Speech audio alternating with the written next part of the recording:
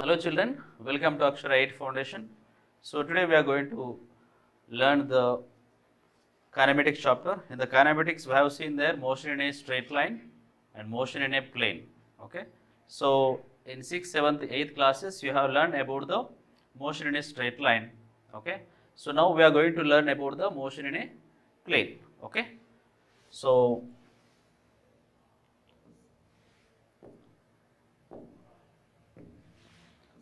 motion in a plane. Motion in a plane. So we know that motion is nothing but the position of the object will changes with respect to the time and about the surroundings there. Okay. Suppose the object is there here. So the position of the object with respect to the surroundings, with respect to the board, with respect to the walls. So it is at here. Okay. So now if the position of this has changed, it has moved here then. Okay. And with respect to the time there, in certain time it has moved there. So like that, whenever the body is moving, its position, okay, about its surroundings with respect to the time, then we can say that is a motion. Okay. So motion in a plane means, if the body is thrown into the air. Suppose if you say here, if a car is moving on the road, okay, and a train is moving on the track, okay, bicycle is riding, a person is riding a bicycle on the road. These are all will comes under the motion in a straight line. Motion in a straight line. So now here motion in a plane means, so it is in two-dimensional. So the body is moving in the along xy plane, along y plane, in the xy plane there. Okay, that means there. Suppose let us consider. So this is a reference frame of the motion of the body there. So this is along x-axis. Suppose if the body is moving along only along the x-axis, that all will come under the example which we have discussed, that will be come under here the motion in a straight line there. And even if you consider there the body is moving along the vertical direction there, along y-axis there. So then we can say that is also motion in a straight line there. So if combinedly, if you consider this x-axis and y-axis and the body is moving there, suppose if you take the example there, okay, if an ant is moving on the wall in a room, okay, so that will come under motion in a plane. So suppose if ant is there, if ant is moving from here to there, okay, so there is a x-axis will be there and the y-axis will be there. So on the wall it is moving there, okay, so that will be the example of this motion in a plane. Okay, suppose if the body is moving there with certain velocity, let us consider here, if the body is moving with certain velocity, it is thrown into the air there. Okay, so in our day-to-day life we can see in the games there, suppose a footballer kicks the ball in the field, then how the ball will be go? A fielder will throw a ball, how the ball will be go? That it will be go with the certain angle into the air with the horizontal. Suppose if the body is thrown into the air there, okay, so with respect to the x-axis, with respect to the ground, with certain angle, if the ball is thrown into the air, okay, the body will be go into the air, and with certain velocity if it is thrown there, the body will be go in this way and it will be fall on the ground after going. If the footballer kicks the ball, the ball will be go with certain angle with the ground and it will be reach certain maximum height, then the fall on the ground there. Okay, so that is the example of this motion in a plane. Suppose if I throw a body there, if I throw a body, then this body will be goes to a certain maximum height in a parabolic shape. It will be, the body will be reaches to the maximum height, then it will be fall on the ground there. Okay, whenever it is thrown into the air other than this 90 degrees there. Okay, so it is not about the 90 degrees and exactly at the 0 degrees. Other than that 0 and 90 degrees, if the body is thrown into the air, then the motion of the body is said to be the motion in a plane. Okay, so this is also called as projectile motion. It is also called as projectile motion. So projectile is nothing but a body which is thrown into the air other than 90 degrees. That means the body has thrown into the air. So except 0 degrees and 90 degrees, between the 0 degrees and 90 degrees, if a body is thrown into the air, that motion of the body is said to be the projectile motion. So the body which has thrown, that is, it is said to be the projectile. It is said to be the projectile. Okay. So let us take the example of a ball is thrown into the air there, a cricket ball. When the batsman hits the ball, then the ball will be go to a maximum height and then it will be fall on the ground there. Okay, or outside of the ground. It may fall outside of the ground there.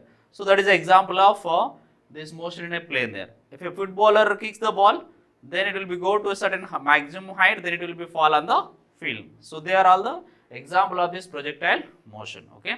So whenever the ball is kicked by a footballer or whenever a ball is thrown by the fielder in the ground, so then it will be thrown with certain velocity, that is called here u.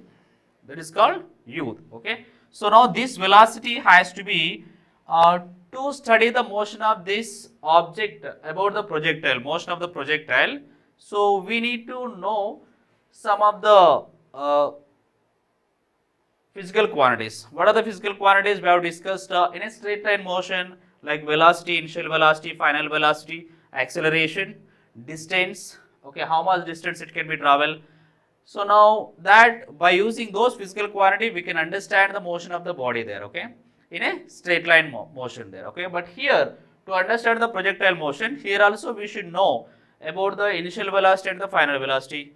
So see here, you see there, a body is thrown into the air with certain initial velocity. So that initial velocity, because it is in two planes, it is the motion in a plane. So we need to know about along the x direction what is its velocity, about y direction what is its velocity. To know that, we have to divide this velocity component into its mutual perpendicular components, that is known as the resolution of vectors. We have learned in the vectors topic. Okay. So here we can say this is the horizontal velocity ux is equals to, we can write here u cos theta, and this is uy can be written as here u sin theta. So how can we divide this one? So by drawing here right angle triangle. Okay, if you draw a normal from that velocity component onto the x-axis, from that vector, so we'll get a right angle triangle. From the right angle triangle, we can write here sin theta and cos theta, so that we'll get here ux is equals to u cos theta and uy is equals to u sin theta. Okay. So now here we are going to see there, then after dividing this velocity, okay, so then after certain time t, what is the final velocity? To know that, what we have to do there, we will use here the first equation of motion, that we know that it is a v is equals to u plus at. V is equals to u plus at. See here, whenever a body is thrown into the air, okay, along the vertical direction we will apply the force there. Along the horizontal direction there is no force applied on the body. Okay. So if there is no force applied on the body along the horizontal direction, then acceleration along the x-axis will be 0 there. Only the acceleration along the y-axis will be there. That y-axis, whenever a body is projected vertically upward, what will be the acceleration will be present there? That we know that it is the acceleration due to gravity. So here also we have the acceleration of the body along the y-axis, that can be taken as here minus g. Okay, and initial velocity, what is the initial velocity we need to take here?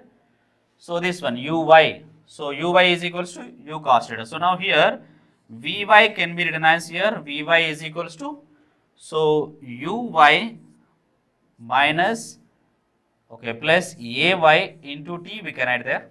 So now from this we'll get here the component vy, final velocity of the body after certain time t. So we'll get here, so uy is nothing but what we got here, u sin theta. So ay is nothing but here, this is the ay, that is minus g into t. So therefore we got here the equation, so vy is equals to u sin theta minus gt. So this is the equation of final velocity of the body. This is the final velocity of the vertical component of the body after certain time t. Okay. Then what is the vertical component? What is the horizontal component of velocity? So we'll see here now horizontal component of velocity.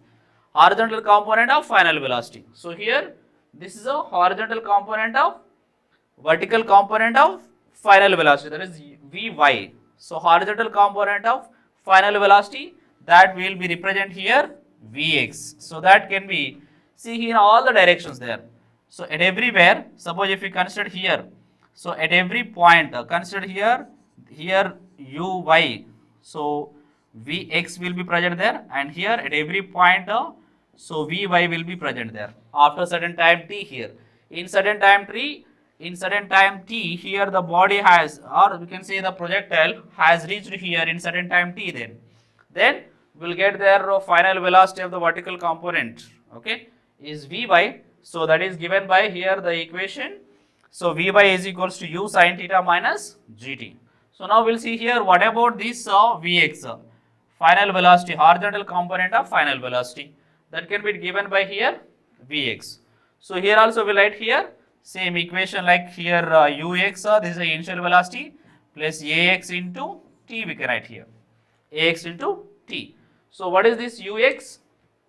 So ux is nothing but horizontal component of velocity, that we will write here, and here ax is nothing but acceleration of the projectile along the horizontal component. Along the horizontal component we are not using the force, so there is no acceleration. So that here ax will be 0, ax will be 0 there. Apply here, substitute this both equation ux and this ax here, we will get here. So Vx is equals to u cos theta,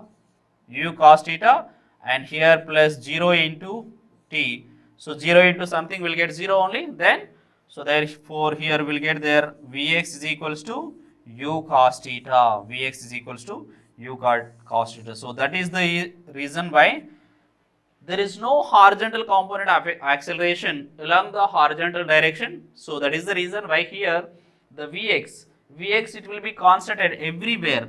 So here also it will be Vx, so that is equal to ux only present there, because here see ux is nothing but u cos theta, even we got here Vx is equals to u cos theta we got here now, okay. So therefore Vx is equals to ux will get there. So that means that at every point in its journey for the body, the horizontal component of velocity will become same constant, that is Vx is equals to ux, that is equals to u cos theta. But here this value will be changed there, vertical component of final velocity, so u sin theta minus gt will be there. So that will be depend on here initial velocity, final velocity, this theta and g and t. G will be constant always, and time, how much time it has taken to reach this point there. Based on that it will be, that value will be changed, but here this u Vx and u cos theta, this will be constant there.